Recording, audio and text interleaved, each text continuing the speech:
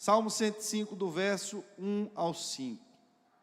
Deem graças ao Senhor, proclamem o seu nome, divulguem os seus feitos entre as nações.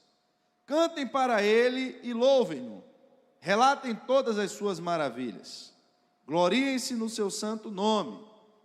Alegre-se o coração dos que buscam o Senhor. Recorram ao Senhor e ao seu poder. Busquem sempre a sua presença. Lembrem-se das maravilhas que ele fez, dos seus prodígios e das sentenças de juízo que pronunciou. Verso 8. Ele se lembra para sempre da sua aliança, por 1000 gerações, da palavra que ordenou. Verso 42. Pois ele se lembrou da santa promessa que fizera ao seu servo Abraão. Fez o seu povo sair cheio de júbilo e os seus escolhidos com cânticos alegres. Deu-lhes as terras das nações, e eles tomaram posse do fruto do trabalho de outros povos, para que obedecessem aos seus decretos e guardassem as suas leis. Aleluia. Feche seus olhos. Pai, estamos na tua casa nessa noite e pedimos, Senhor, que o Senhor traga o entendimento da tua palavra, porque, meu Pai, nós dependemos totalmente de Ti, do Teu Espírito Santo nessa noite. Que esta palavra, Senhor, possa trazer para nós direção, possa trazer para nós vida, para que venhamos, Senhor, a permanecer de pé nesse tempo, batalhando e crendo no Teu santo nome, em nome de Jesus. Queridos, nós cristãos corremos um sério risco quando falamos do nosso relacionamento com Deus. Eu vejo sempre aquela parábola, aquela ilustração de Jesus sobre o homem que era rico e quando o seu campo, a Bíblia diz que produziu muito, ele derrubou os seus celeiros, para construir maiores. Na sua mente, ele imaginou tudo isso. Agora eu tenho que derrubar esses celeiros para poder construir maiores, porque senão onde é que eu vou armazenar tanta colheita? E o sentimento que eu tenho quando eu leio aquele texto, o desejo dele de ter um celeiro cada vez maior para armazenar mais coisas. A Bíblia diz que aquele homem ele já era rico, mas o seu campo ainda produziu muito. Só que a sensação que ele tinha dentro do seu coração é que teria sido como acertar na loteria. Eu acertei na loteria uma vez, fiquei rico, só que agora eu tenho que guardar esse dinheiro, porque eu acho que eu não vou acertar de novo. A bênção de Deus veio sobre mim dessa vez, multiplicou os meus campos, mas eu não tenho expectativa de que a bênção de Deus ela vai me alcançar de novo. Então, por conta disso, eu tenho que armazenar o que Deus produziu, o que a terra produziu, porque se nos próximos anos Deus não fizer, eu pelo menos guardei alguma coisa no celeiro. O que é isso, irmãos? Como é que a gente traduz isso? Às vezes nós vamos perdendo a memória das coisas de Deus. Vamos perdendo a consciência do nosso relacionamento com Deus. E criamos esse sentimento de que estar na igreja, de que ter um relacionamento com Deus é como jogar numa loteria. E que um dia desses aí, por um acaso, Deus vai ouvir uma oração dessas que eu fiz. E no dia que Ele responder, eu agora vou me agarrar àquilo que aconteceu, porque eu não sei quando é que eu vou ter outra experiência com Deus. Eu não sei quando é que Deus vai me abençoar de novo. O que a gente precisa compreender nessa noite é que tudo na nossa vida, quem nós somos, quem nós somos dentro de uma sociedade, dentro da nossa família. O meu conjunto, o meu ser, ele é exatamente a composição de todas as minhas memórias. Porque se eu não tivesse memória, se eu não armazenasse tudo que aconteceu comigo desde o dia que eu me encontro aqui nessa terra, o que eu estaria fazendo aqui? Quem seria eu? Eu me lembro que eu tenho filhos porque eu tenho memória. Eu me lembro da minha profissão porque eu tenho memória. Eu me lembro que eu venho para a igreja porque eu tenho memória. Se eu não tivesse memória, eu não me enxergaria dentro desse contexto da sociedade. Quem seria eu dentro da sociedade? Agora, quando eu tenho memória, e olhe que a nossa memória não nos traz ainda tudo. A gente grava apenas conscientemente parte da nossa vida. Mas pelo que eu gravo, eu sei quem é meu pai, sei quem é minha mãe, sei o que eu sou para a sociedade, sei o que eu sou dentro de uma igreja, sei o que eu sou dentro da minha família. Isso me permite traduzir um comportamento. Eu me comporto de acordo com aquilo que eu sou. Se em casa eu tenho filhos, eu entendo e compreendo que ali eu tenho que agir como pai ou como mãe. Mas quando eu chego no trabalho, eu não trato o meu colega de trabalho como eu trato o meu filho.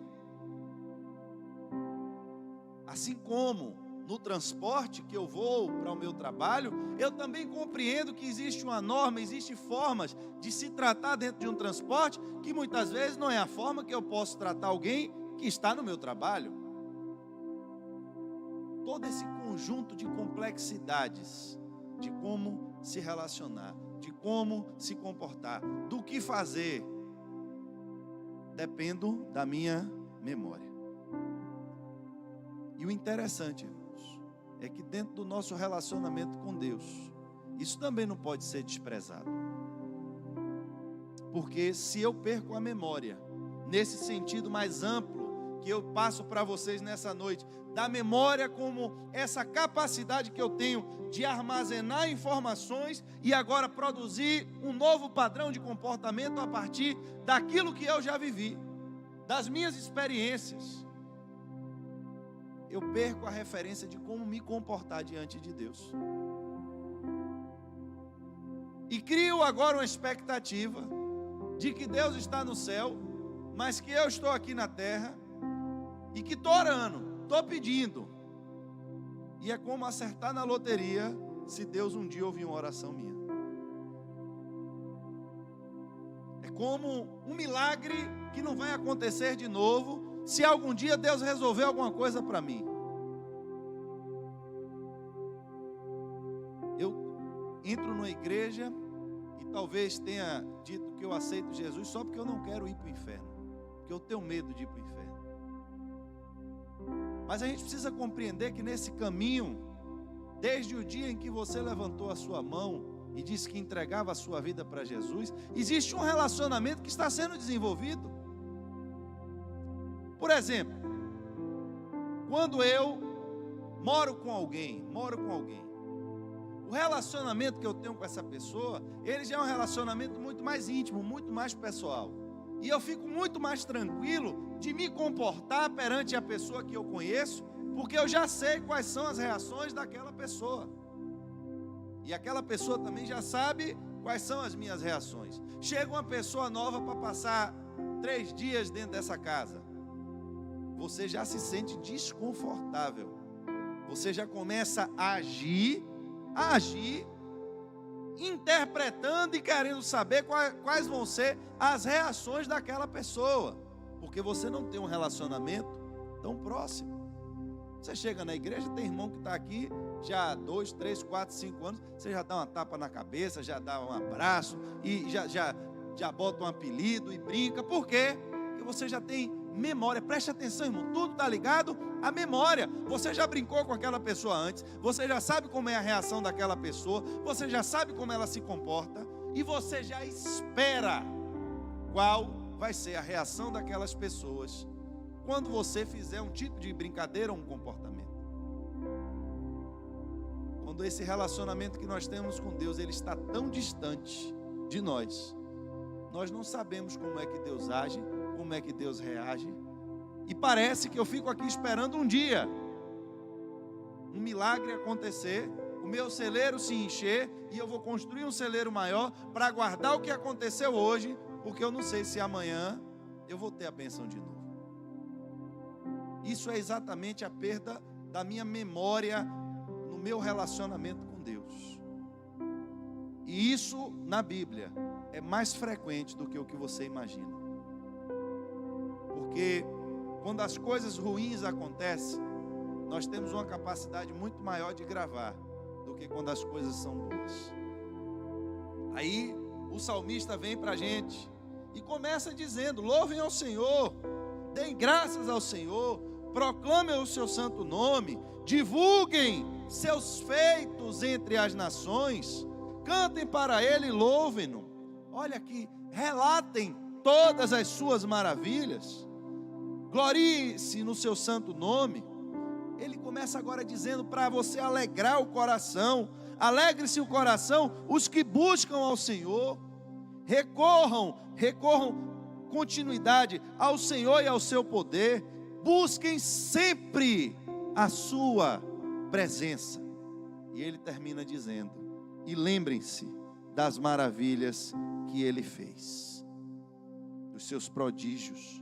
Se você pegar o Salmo para você ler, você vai ver o salmista trazendo recordações da trajetória, de como Deus se lembrou da sua aliança. E ele vai concluir no verso 42 que a gente leu nesse sentido: pois ele se lembrou. Irmão, presta atenção. No verso que nós lemos primeiro, verso 5, ele dá uma ordem para nós: lembrem-se das maravilhas que ele fez. Quando chega agora no 42, ele está falando de Deus e dizendo que Deus também se lembrou da santa promessa que fizera ao seu servo Abraão, e fez o seu povo sair cheio de júbilo, e os seus escolhidos com cânticos alegres. Deu-lhes terras das nações, que eles tomaram posse do fruto do trabalho de outros. Para quê? Para que obedecessem aos seus decretos e guardassem as suas leis. O que é que ele está dizendo aqui, irmãos? Em resumo, se nós pudéssemos assim fazer no início e no final desse salmo, que o nosso relacionamento com Deus, ele é marcado por memórias. Tanto eu preciso me lembrar do que eu já vivi com Deus, como Deus se lembra daquilo que Ele já disse ao meu respeito. Existe uma troca de informações. É interessante porque eu estava lendo o Salmo 105, mas quando você pula para o Salmo 106, agora dentro desse relacionamento em que no Salmo 105 ele mostra: eu tenho que me lembrar do que o Senhor tem feito. O meu relacionamento é composto de lembranças, de memórias. Tem que estar diante de mim o tempo inteiro, para que eu não esqueça. Eu tenho que estar contando o que Deus está fazendo. Eu tenho que contar o que Deus fez. Eu tenho que estar revivendo os milagres que Deus já fez na minha vida. Mas no final ele diz: mas Deus também se lembra desse relacionamento que Ele tem com você. Aí quando chega agora no 106, dentro dessa visão que o salmista passa, você vai pegar o verso 4, Salmo 106, o verso 4, até o verso 7. E olha agora que chave espiritual, irmãos, para uma oração. Nós estamos vivendo um tempo de oração. E às vezes orar, nós vimos, tem dias que você vai orar, vai ter que declarar coisa para monte. E quem conversa com monte não é bem visto pela sociedade, é coisa de doido. Para você fazer isso, você tem que ter fé. Minha esposa, quando chegou em casa, eu preguei aqui, ela disse que viu uma pregação muito próxima, que tem tudo a ver, né? A gente estava lendo Ezequiel, quando também Deus manda o profeta: vai falar agora com morto, com osso seco. Meu irmão, já pensou a conversar com osso seco? Alguém chega no cemitério e está você lá batendo um papo com um defunto, que não tem nem mais carne, só tem osso. Alguém vai pensar que você tem que ter fé para exercitar, tem que ter atitude.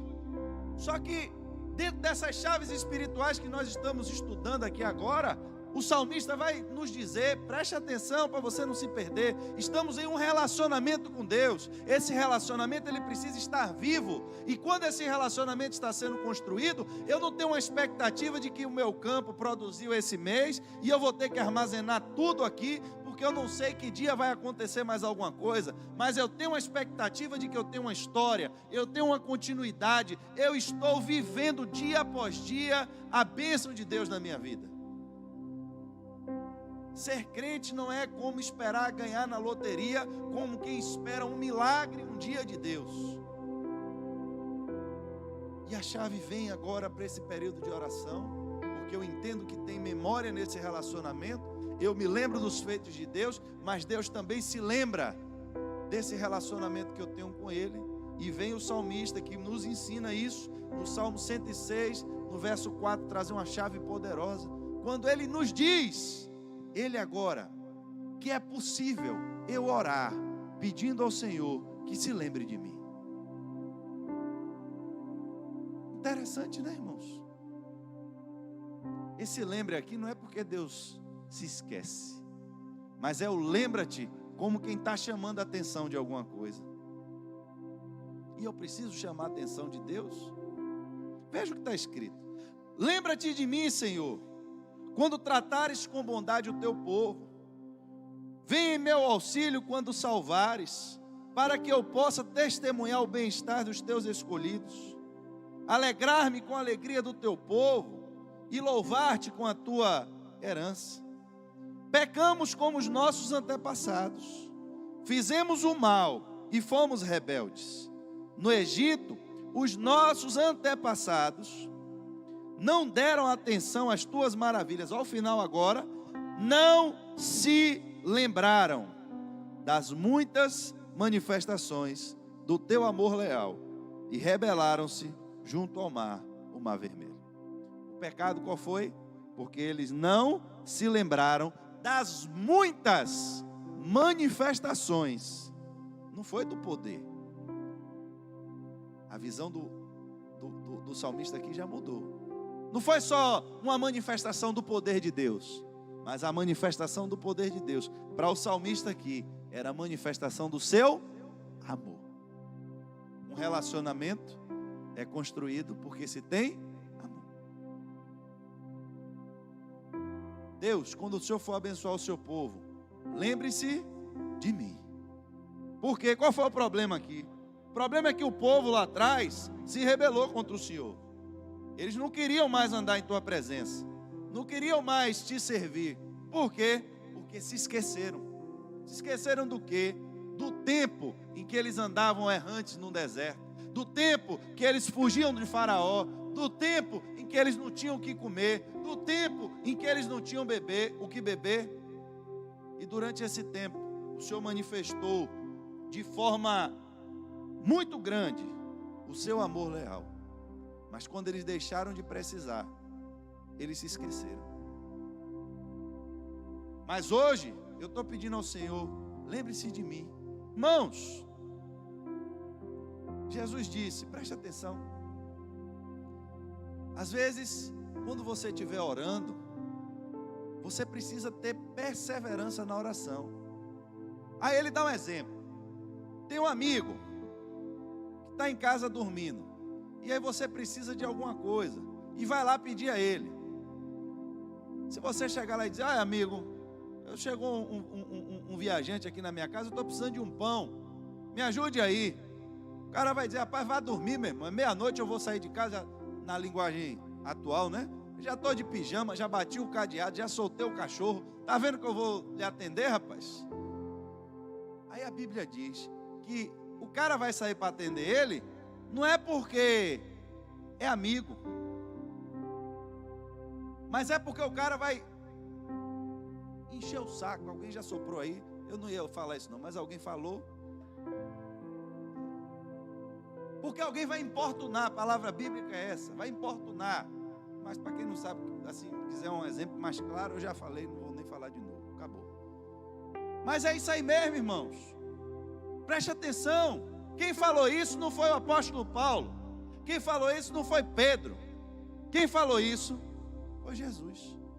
Amigo, o que é que se traduz amigo? Por que amigo? A gente estuda isso sempre quando a gente fala. No português tudo é amor.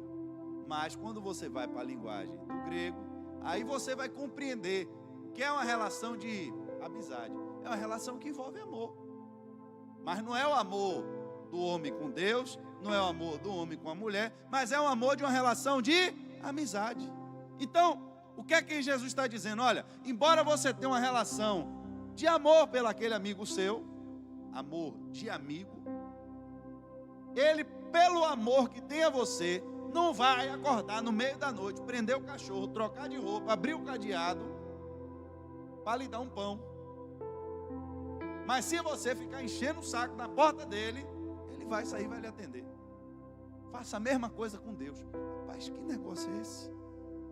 Aí você vê o salmista dizer: Senhor, lembra-te de mim. Eu tenho um relacionamento com o Senhor. Eu guardo as tuas memórias, eu guardo os teus feitos. Eu sei o que o Senhor tem feito na minha vida. Eu sei de onde o Senhor me tirou. Um dia eu estava lá no meio de um bocado de ovelha perdido. Mandaram me chamar, derramaram óleo na minha cabeça. Depois um urso veio comer a ovelha, meu irmão. Eu vi um poder que entrou na minha vida e eu rasguei o urso pelo meio. Depois apareceu um negócio de um leão. Não teve chance para ele também. Apareceu o gigante, morreu também. Levaram minha família toda como escravo, todos os meus bens. O Senhor com 300 homens me deu e eu fui e tomei tudo de volta. O rei que queria me matar morreu e o Senhor me deu todo o reinado na minha mão, como o Senhor tinha me prometido no dia que me ungiu. Todos os feitos do Senhor sobre a minha vida estão vivos. E se não bastasse tudo isso, eu sei a minha história, desde o dia que o Senhor prometeu a Abraão que ia tirar ele da terra, embora ele não fosse ninguém, tivesse com um pouquinho de gente. O Senhor abençoou a vida de Isaac, o Senhor abençoou a vida de Jacó, o Senhor levou o povo para o Egito. Todos os feitos de Deus estavam na memória diante dele. O que é que ele cria, irmãos? Que não ia chover um dia só sobre a face da terra, que não ia ter abundância no celeiro apenas um dia sobre a face da terra, mas ele cria que o mesmo Deus que esteve com ele, que esteve com Abraão, que esteve com Isaac, que esteve com Jacó, que esteve com Moisés, que esteve no deserto, que esteve com ele no urso, que esteve com ele no leão, que esteve com ele no gigante, que esteve com ele no meio dos filisteus, que estava com ele no trono, continuava vivo. Aí vai Jesus passando. A Bíblia, o profeta Isaías diz: não, ele veio, qual era a missão dele? Abrir os olhos do cego. Foi ou não foi? Foi. Está escrito lá, profeta Isaías, profetizando a respeito de Jesus. Ele veio para dar vista ao cego. Aí vai Jesus passando, está o cego lá. Aí vai Jesus passando, e o cego lá. E aí Jesus está indo embora, e o cego lá. Eu lhe pergunto, se o cego fica calado, o que é que ia acontecer? Peraí, tem alguma coisa errada então. Bora recapitular. O profeta Isaías disse que ele veio para dar vista. Então, a gente imagina que Jesus andava pela rua caçando um bocado de cego para curar. Não? Aí vai Jesus andando. Está indo para a cruz. Já chegou o fim do seu ministério. Vai passando. Aí o cego está lá. Ele vê o cego não vê ele, né? O cego era cego. Mas ouviu o barulho da multidão. E aí ele vai passando. Agora ele está do lado do cego. Depois ele passa do cego. E aí, meu irmão, faz o que agora? Ah, o cego era sabido. Ele era cego, mas não era besta não, irmãos. Preste atenção. Alguém, meu irmão, em nome de Jesus, essa palavra aqui, ela é rema na vida de alguém. Preste atenção. Alguém ainda chegou para o cego e disse: ó cego, você clamou antes, durante, e agora já está clamando depois. Mas eu vou lhe dizer, para de clamar, porque agora já foi.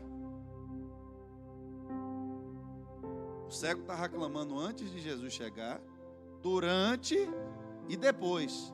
Só que depois ainda aparece alguém para dizer: agora cala a boca, porque o tempo já foi. E aí o cego faz o que agora? Ah, meu irmão, agora que mandaram ele parar, foi agora que ele entendeu. Meu irmão, agora que está chegando no fim, se eu não gritar mais alto, é agora que não vai acontecer nada. Ó, tem crente que é assim, ó, presta atenção. Jesus vem aí. É mesmo? É. Você está vendo alguma coisa? Não, eu sou cego. Mas ele está vindo.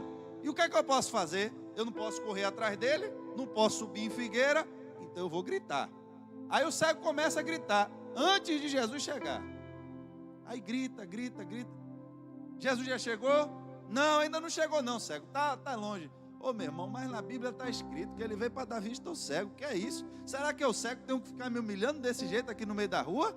Não já basta eu ser cego? Presta atenção. Tem crente assim. Tem crente que não vai receber a bênção, porque ainda não entendeu a sua posição, a importunação. Espera aí, irmãos. Dá um parêntese para voltar para dentro da palavra, eu volto para o cego já, deixa o cego ali. A gente está falando aqui de Davi, irmãos. Está falando aqui de quem? Um homem que a gente vê na Bíblia, no Antigo Testamento, pouquíssimos foram os homens que tiveram a intimidade com Deus, como esse homem aqui teve. Davi viveu revelações do Cristo antes do Cristo.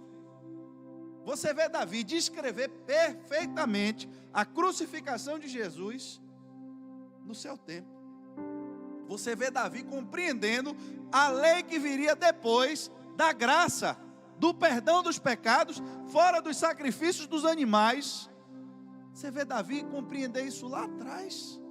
Você vê Davi dialogando com Deus e Deus dando resposta a ele muito rápido para tudo, irmãos. Eu quero construir um templo para Deus. Não, vai construir, mas é seu filho. Mas o templo, ele deu o projeto do templo ao homem.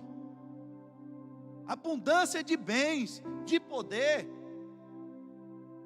Um homem, meu irmão, que você pega o livro dos Salmos, você vê a inspiração do Espírito Santo. Rapaz, Davi foi um homem que inventou meio mundo de instrumento de corda, de não sei o que, de sopro. O homem era cheio do Espírito Santo de Deus, andava na presença de Deus, cultuava a Deus o tempo inteiro. Aí você vê ele dizer: ó, Deus, lembra-te de mim.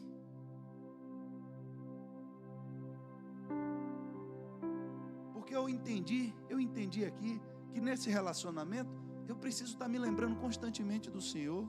Preciso estar me lembrando constantemente do que o Senhor já fez para eu estar até aqui. Eu não estou aqui porque eu era o mais forte dos meus irmãos. Eu não estou aqui porque eu era mais bonito do que eles. Eu não estou aqui porque eu lutava karatê melhor do que eles. Eu só estou aqui porque o Senhor me escolheu. E porque o Senhor me escolheu, nenhum inimigo ficou de pé na minha frente até o dia de hoje. Só que eu ainda tenho uma trajetória para frente. O que aconteceu até aqui não foi como ganhar na loteria, que se ganha uma vez. Eu preciso manter esse relacionamento com o Senhor. Eu preciso manter a minha memória viva de quem é o Senhor. E para que a gente continue junto, não se esqueça de mim. Lembre de que o teu servo está aqui, porque aquele povo lá atrás, eles se esqueceram rapidinho do que o Senhor tinha feito, e era para todo mundo morrer no Egito, o Senhor matou o exército de Faraó. Era para todo mundo morrer de fome, o Senhor fez chover pão do céu. Era para todo mundo morrer de sede, o Senhor fez água sair de pedra. O que é que eles queriam mais? Por que é que eles não honraram o Senhor? Por que é que eles blasfemaram contra o Senhor? A causa está aqui, porque se esqueceram do que o Senhor fez por eles. Ele ainda vai dizer, no mesmo Salmo 106, do verso 13 ao 15: mas logo se esqueceram do que ele tinha feito, e não esperaram para saber o seu plano. O cego ainda está aqui, a gente vai voltar para ele agora. Se esqueceram do seu plano. Preste atenção, irmãos, esse detalhe aqui, ó. O Salmo 106, a gente tinha lido o verso 4 e 7. Eu estou lendo o verso 13 agora. Logo se esqueceram do que ele quem? Deus, tinha feito, e não esperaram para saber o seu plano. Dominados pela gula no deserto, puseram Deus à prova nas regiões áridas. Deus deu-lhes o que pediram, mas mandou sobre eles uma doença terrível. Está o cego gritando: Jesus, tem misericórdia de mim. Cadê Jesus? Já chegou? Não. Como eu já disse, boa parte dos crentes já tinham ficado na primeira tentativa do cego. Iam usar a palavra de Deus não para lembrar a Deus do seu problema, mas iam usar a palavra de Deus para condenar Deus. Na tua palavra está escrito que o Senhor veio para dar vista ao cego, e eu estou aqui agora. Aí Jesus chega, Jesus está presente na frente do cego. E aí o cego pergunta, Jesus começa a clamar. O cego começa a clamar. E aí o que é que acontece? O que acontece? Não acontece nada. Jesus agora está na frente do cego. Irmãos, tem vezes que nós estamos aqui, e aí alguém diz: a presença de Deus está aqui. Aí, não, agora que Deus está aqui eu vou clamar. E aí clama, e agora, grita agora, e aí o que é que acontece? Preste atenção. Diz que o povo que se esqueceu, ele começa dizendo, o povo se esqueceu do que ele tinha feito, e não esperaram para saber o seu plano, mas, dominados pela gula, ficaram agora colocando Deus à prova. Que prova foi essa? Será que Deus tem carne no céu para alimentar essa multidão toda? Pode Deus fazer para nós uma mesa aqui nesse deserto? Deus disse: olha, eu vou mandar a carne só para você saber que eu tinha poder de mandar. Aí o salmista diz, ele mandou a bênção, mandou a prosperidade que foi pedida. Só que aquela prosperidade não se tornou em bênção para eles, se tornou em maldição. Por quê? Porque não era o plano de Deus. Está aqui. Eles não esperaram para saber qual era o plano de Deus, mas foram dominados pela gula. E com gula, meu irmão, olha a história do cego. Vou voltar.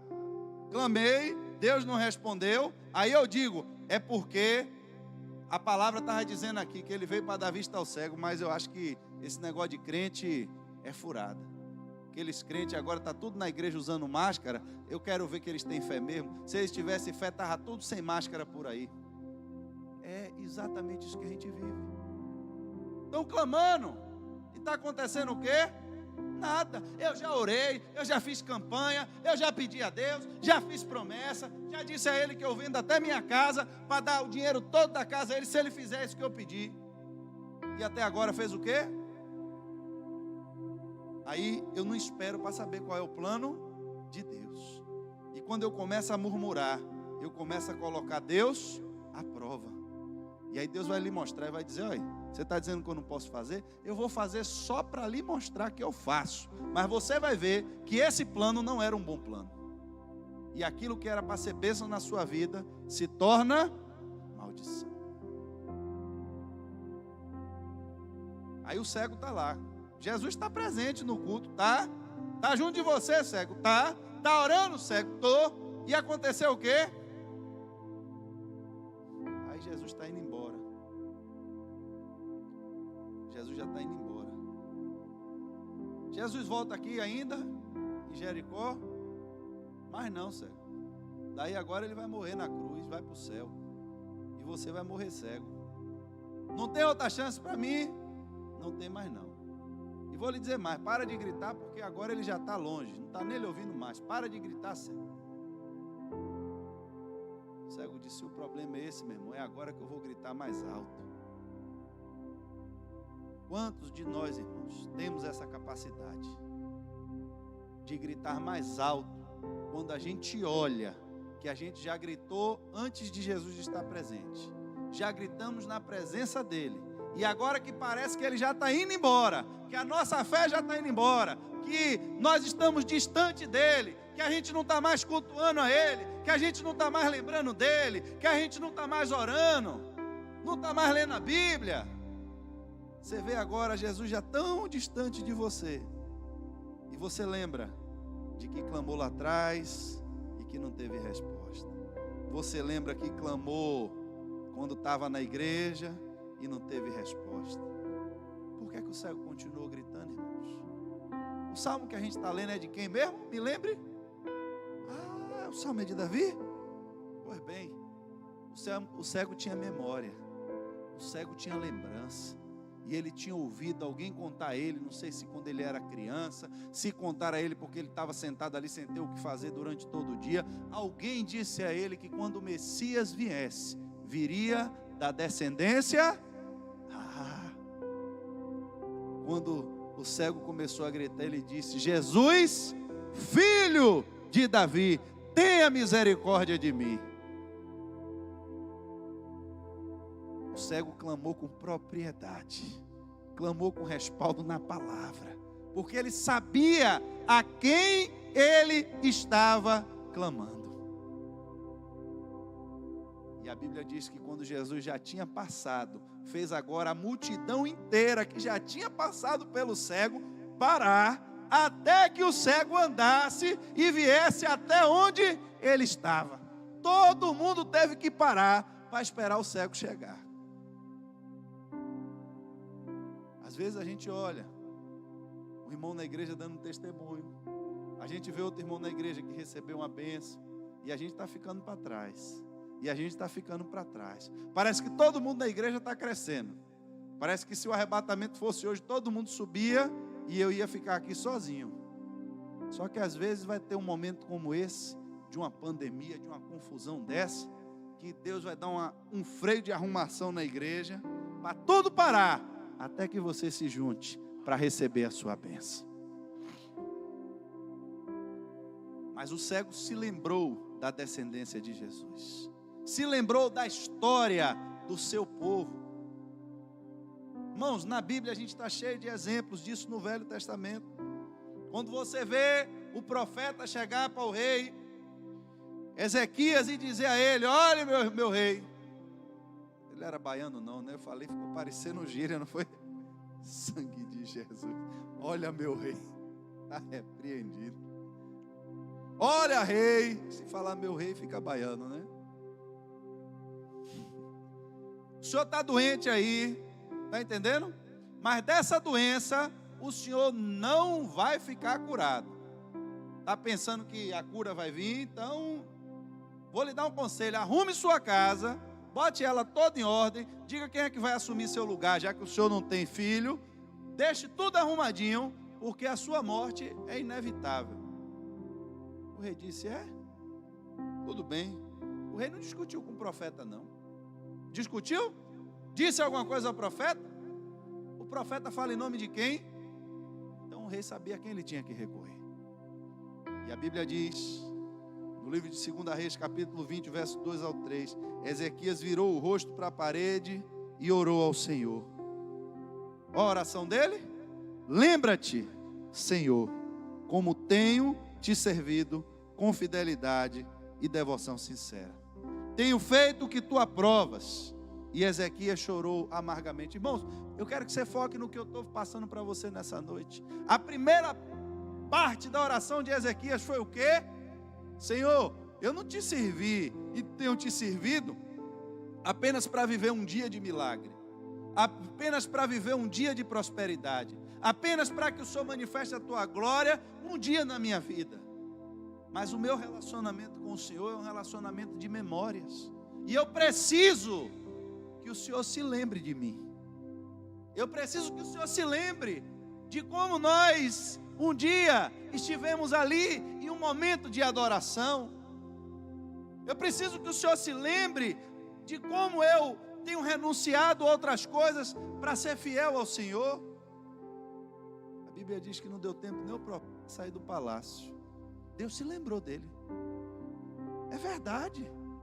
Olha, o homem que estava calado em casa, sofrendo, vivendo os dias da enfermidade, esperando que talvez os médicos curassem ele, agora que ele descobriu que vai morrer, lembrou de mim? Pois eu também vou me lembrar dele. Volta e diz que ele vai viver mais 15 anos. Daqui a pouco, 2 Crônicas agora também o capítulo 20, do verso 8 ao verso 10. A gente vê a ameaça chegar agora ao povo de Deus. Eu queria que você abrisse esse texto, porque esse texto você precisa ter ele marcado aí na sua Bíblia, porque tem a oração do rei Ezequias. 2 Crônicas. Deixe marcado esse texto na sua Bíblia.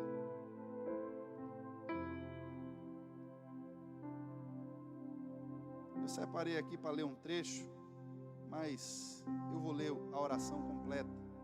Eu tinha marcado só o verso 8 ao 10, o horário já está avançado, mas ainda vamos fazer uma oração hoje. 2 Crônicas 20.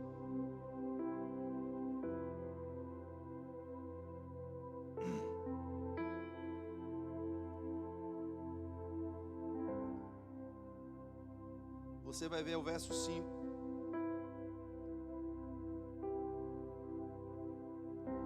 Vamos ler mais um pouquinho. Vamos ler de cima. Vamos ler do verso 2. Eu vou ler do verso 2 com você. Tinha feito uma marcação diferente aqui, 2 Crônicas, me perdoe. No capítulo 20, nós vamos ler do verso 2 ao verso 10. Eu disse a vocês que a história do cego, quando ele está na sua fase final, é que alguém ainda chega para dizer que não tinha mais jeito. Verso 2: Então vieram alguns e deram aviso a Josafá, dizendo: Vem contra ti uma grande multidão, além do mar e da Síria, e eis que já estão em Azaton-Tamar, que é em Gedi. Então Josafá temeu e pôs-se a buscar o Senhor, e apregoou jejum em todo Judá. E Judá se ajuntou para pedir socorro ao Senhor. Também de todas as cidades de Judá vieram para buscar ao Senhor. E pôs-se Josafá em pé na congregação de Judá e de Jerusalém, na casa do Senhor, diante do pátio novo. E aqui começa a oração do homem. E disse: Ah, Senhor, Deus dos nossos pais, porventura não és tu Deus nos céus? Pois tu és dominador sobre todos os reinos das gentes, e na tua mão há força e poder, e não há quem te possa resistir. Porventura, ó Deus nosso, não lançaste tu fora os moradores dessa terra, de diante do teu povo Israel, e não adeste a semente de Abraão, teu amigo para sempre? Verso 8: E habitaram nela, e edificaram nela um santuário ao teu nome, dizendo: Se algum mal nos sobrevier, espada, juízo, peste ou fome, nós nos apresentaremos diante desta casa e diante de ti, pois teu nome está nesta casa, e clamaremos a ti na nossa angústia, e tu nos ouvirás e nos livrarás. Ele entrou, convocou, orou, mas teve uma hora na oração dele que ele teve que lembrar a Deus: Deus, precisamos do Senhor. Eu creio no teu poder. Eu creio que é o Senhor quem governa.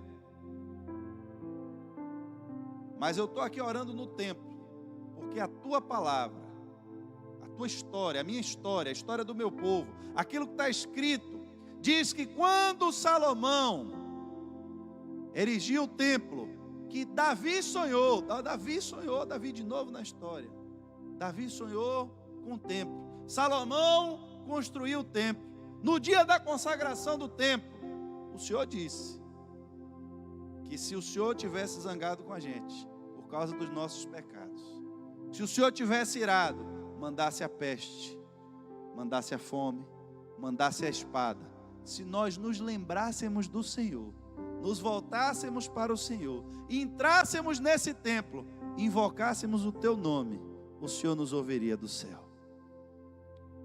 O que é que ele estava dizendo, irmãos? O que é que o rei estava dizendo? Deus, lembra da tua aliança, lembra da tua promessa. Irmãos, duas coisas a gente precisa sair daqui hoje, convencido disso.